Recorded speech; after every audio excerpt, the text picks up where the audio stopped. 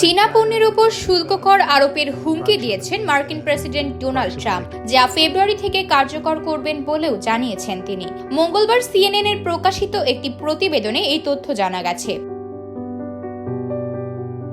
নবনির্বাচিত মার্কিন president Donald Trump ক্ষমতা গ্রহণের পর ওভাল অফিসে এক কনফারেন্সে সাংবাদিকদের বলেন, ইউরোপীয় ইউনিয়নের পাশাপাশি চীনা পণ্যে শুল্ক আরোপ করা হবে। আগামী 1 ফেব্রুয়ারি থেকে চীনের উপর 10% শুল্ক আরোপের কথা ভাবছেন বলে জানান তিনি।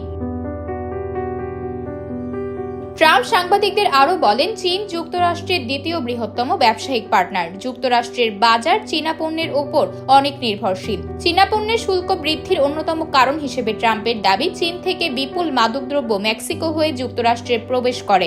অতিমাত্রায় মাদকদ্রব্য গ্রহণের ফলে যুক্তরাষ্ট্রে বছরে প্রায় 70,000 মানুষ মারা যায়। এই শুল্ক আরোপ করা হলে যুক্তরাষ্ট্রের বাজারে এসব চীনা মাদকের আমদানি কমবে। এবারই প্রথম নয়, প্রথম মেয়াদেও ট্রাম্প চীনা পণ্যের শুল্ক আরোপ করেছিলেন। তিনি 24-এর নির্বাচনী প্রচারণায়ও দেশটির পণ্যের উপর 60% পর্যন্ত শুল্ক আরোপের হুমকি দিয়েছিলেন। শুধু চীনই নয়, মেক্সিকো ও কানাডার পণ্যের উপরও 25% শুল্ক আরোপের হুমকি দিয়েছিলেন ট্রাম্প।